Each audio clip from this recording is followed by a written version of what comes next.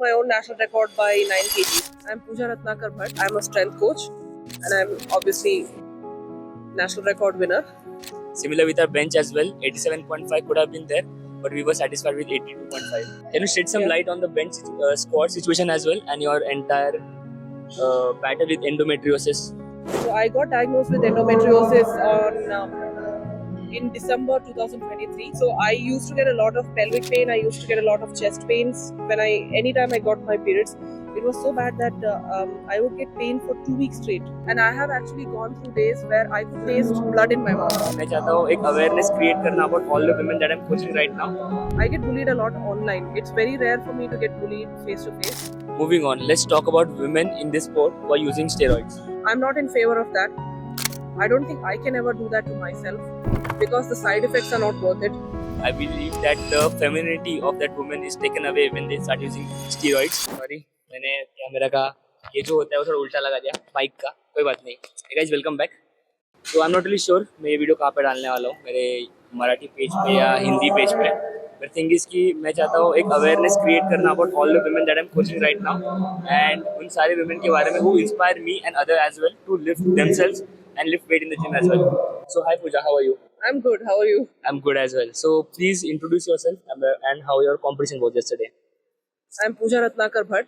I'm a strength coach and I'm obviously national record winner, thanks to you. And my competition yesterday was good. Not as good as I expected, but yeah, it was good, especially because I hit the deadlift national record again. That was Breaking the her best own part. one, yeah.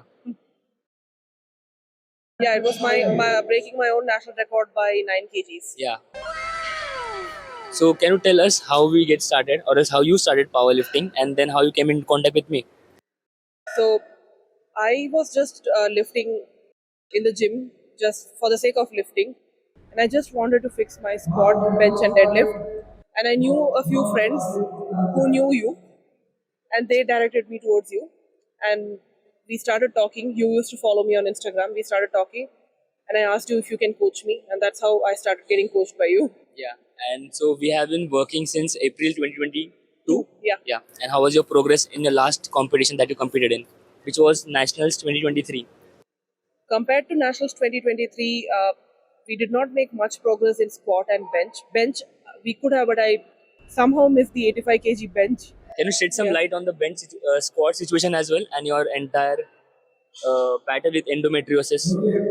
Yeah, so I got diagnosed with endometriosis in December 2023, but I have been having symptoms for nearly a year at that stage. But I wasn't able to get a doctor who would diagnose me properly. So I used to get a lot of pelvic pain. I used to get a lot of chest pains anytime I got my periods. It was so bad that I would get pain for 2 weeks straight, like before periods, during periods, and even after periods, like for a couple of days. So that was so painful that I used to miss training sessions and I could barely train 2 weeks in a month. Right. And the pain used to make me really tired. And like I was so fatigued most of the time just from the pain. So that affected my training. And because in squats, the bar goes directly over your back and it's directly over the pelvis.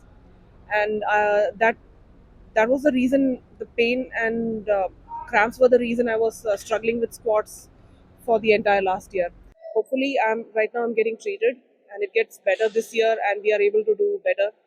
Hopefully, I qualify for Asians and I'm able to squat much more than what I did in the nationals. Okay, so just to recap our current competition that we did last year we did a 167.5 squat and this time we did a 70. 170 squat, but we missed 177.5 because of the pain that triggered during a squat third Yeah. attempt. Easy, come Similar with our bench as well, 87.5 could have been there, but we were satisfied with 82.5 that we did on the day. Yeah. And on the third, which was the deadlifts, we opened with 180 kg with moves like an opener perhaps. Second attempt was 190 kgs, which was breaking her own national record set by her previously in the last year's competition, which was 188.5 kgs, the heaviest deadlift in powerlifting history in India. In women. In women, okay? And that too raw, not talking about equipped, where you're using a lot of things that are giving you additional support. This is raw lifting. You're only using a belt and some baby powder on your quads. That's about it. We did really good, to be honest. And before this 190 kg deadlift on the platform, she had only done 190 kg once, that too in training, at least a couple of weeks out from her training. I Was think it? just 1 week out. Okay. 1 week out from the competition. Competition. And we had previously tried it twice, which we failed. Once was in during the state competition as well, where Yeah, the that carpet was slipped. because I slipped on the platform. Right. There was too much baby powder lying around. Yeah. So we did 190 kg on the second attempt, which was really good. And there was a dicey call in my mind, because if we had put 190 kg, 198 kgs, we could have won by 0.5 kg. But by the virtue of body weight, we equaled the total, and the lifter was in front of us, who was having a lighter body weight. She won, but she still get qualified for Asians, and she Yeah. can still go and create Asian records there. Yeah, of course. We still have 7 months left. Yeah.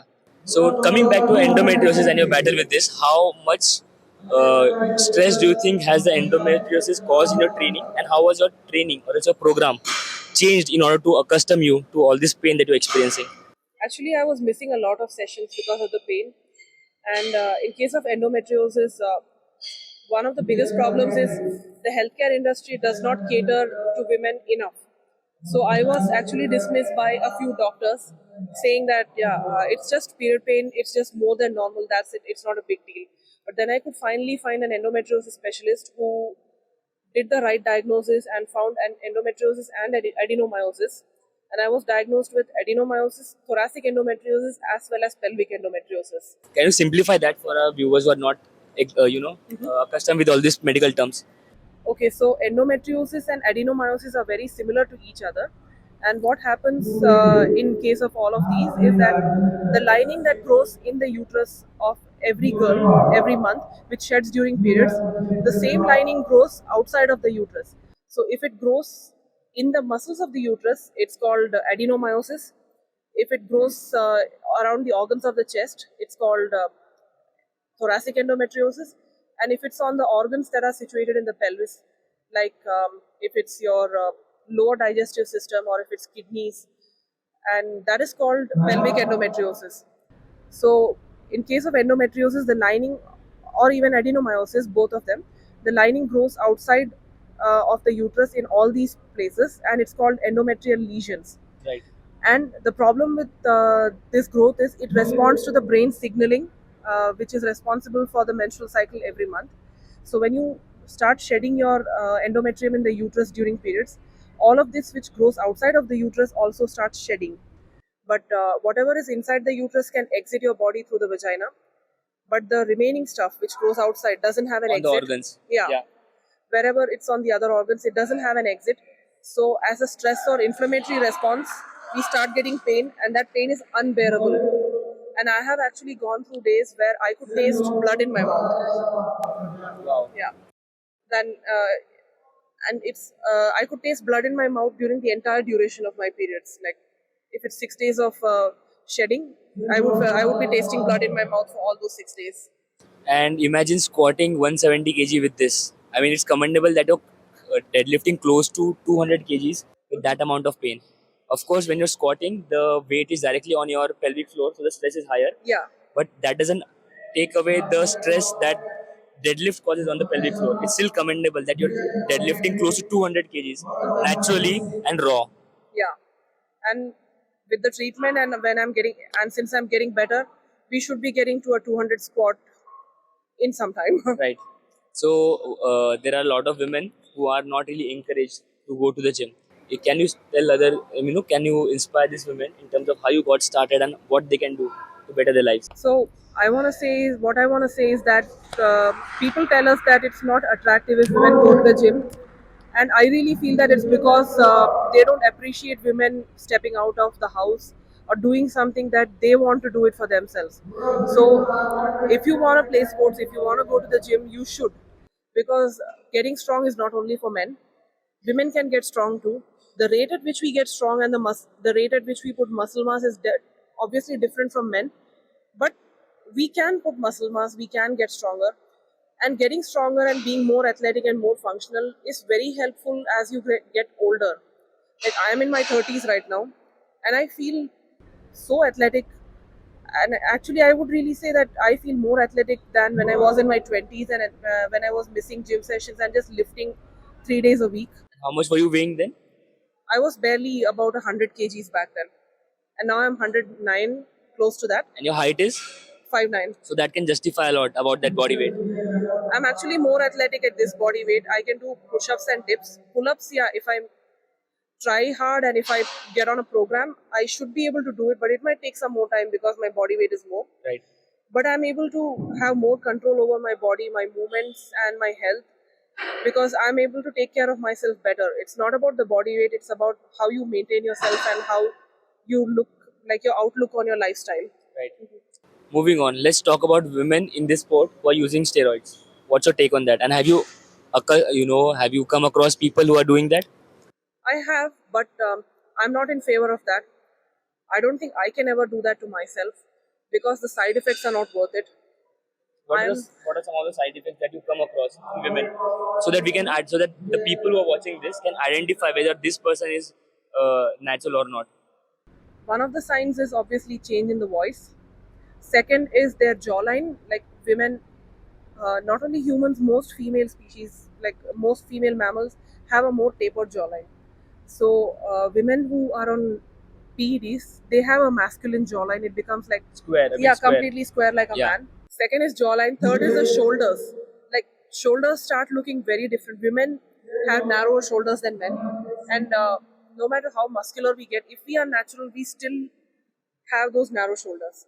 But the women who are on PEDs, they get their shoulders get bigger, their traps get bigger. It actually looks three dimensional. It looks detached from the body if they are like lifting heavy enough and working hard. Again, it starts looking masculine because most PEDs are male hormones which are anabolic, Yeah. and the next thing that happens is their menstrual cycle gets disrupted. They might lose their periods or it might get irregular, and there would be an imbalance of estrogen and testosterone in the body because at this point there's more testosterone in the body, and sometimes even clitoral enlargement happens, like it becomes like a small penis because clitoris is the precursor of the penis. So when you get the male hormone, it starts turning into a penis. Yeah. But that's obviously not visible. You cannot Yeah. check that. And that happens when you abuse PEDs, not Oh just yeah, normal dosage. because in natural conditions, when a woman is pregnant with a baby boy, only when the Y chromosome is expressed and the male hormones kick in, Right. that's when all the genitals develop. Yes. So while using PEDs, it kind of works similar to that. Yeah, I agree. A couple of points that I can add on this is that obviously the musculature of women that you can find, these women will look and walk more like a man as compared to a woman would. Yeah. I believe that the femininity of that woman is taken away when they start using steroids for something as cheap, not cheap, but something as normal as a deadlift or squat or bench press, moving three lifts in a single plane. Apart from that, I believe hair thinning and hair loss is one of the most prominent things that women face when they're Yeah, and using acne PEDs. as well. Acne as well. So yeah, there are some of the things that you can look out for, and as much as you can, try to avoid PEDs because all of the things that you are seeing on the screen or else and that on the powerlifting platform can be done naturally, and these women are the example of this. Yeah, and you can get ahead naturally. You just need some patience, and like you should be ready to not give up. Yeah. There will be setbacks in life. Your progress may not be linear, but that doesn't mean that you will never progress. Right. So I have been struggling for the last 1 year, and after starting medication for endometriosis, I have had episodes where I would be getting estrogen crash because my primary medication is a progesterone derivative. So it sometimes gets there is so much of progesterone in the blood that estrogen becomes low, Yeah. and I have to be on exogenous estrogen. Which is the opposite of PEDs. Yeah. So even during this competition, I was on a cycle of estrogen Not because I was facing testosterone. estrogen, the primary female hormone Right. estrogen, because I was facing an estrogen crash, and it is not a good feeling having low estrogen. Even for me, like it's very irritating when the estrogen levels go down. It affects my mental health. It alters my brain chemistry. So even if you're using PEDs, that destroys your estrogen levels.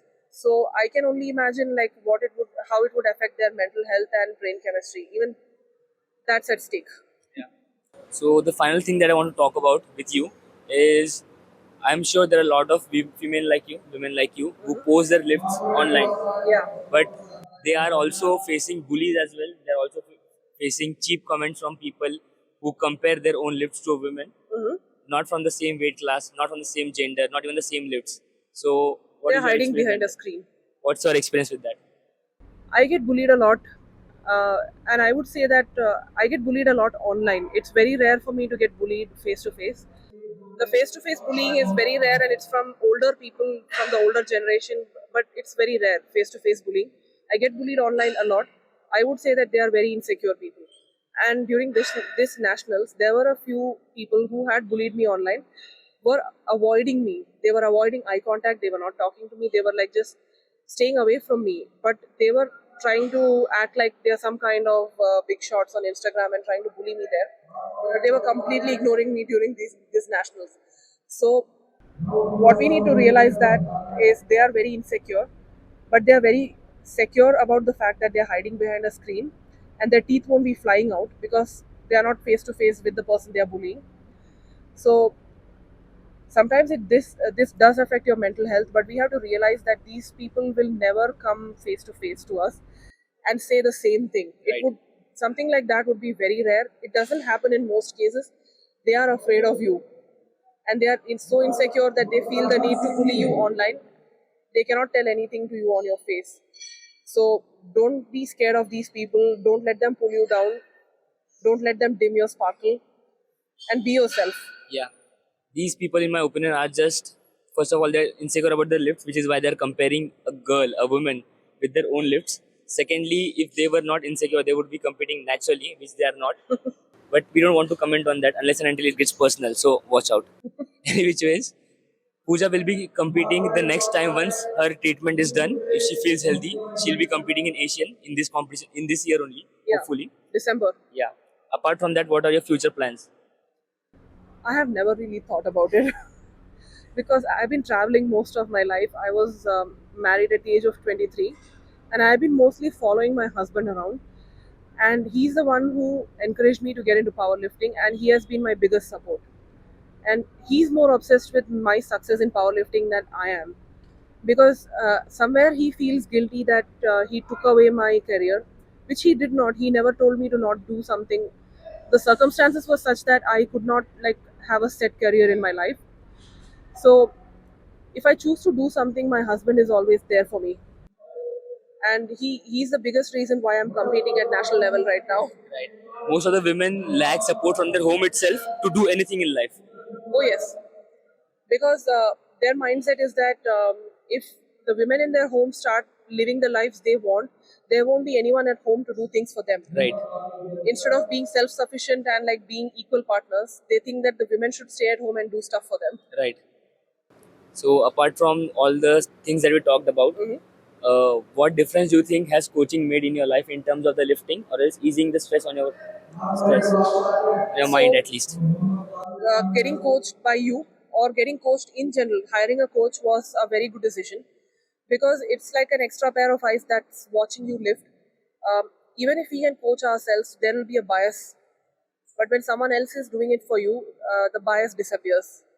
So hiring you as my coach was the best decision that I did, because I get unbiased opinions from you, and your coaching is top notch. You're Appreciate it. Thank you're you. really good at what you do, and another thing that I appreciate about you is you're a male coach with several female clients, including me, Yeah. and you make the effort to actually understand female physiology and mentality so that you can accommodate female clients better. Yeah.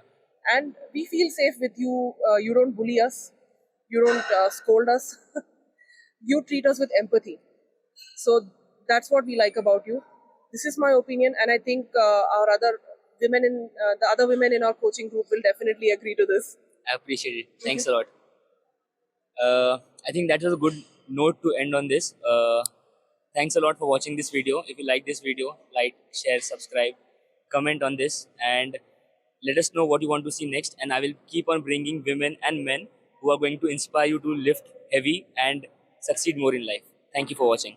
Thank you for watching.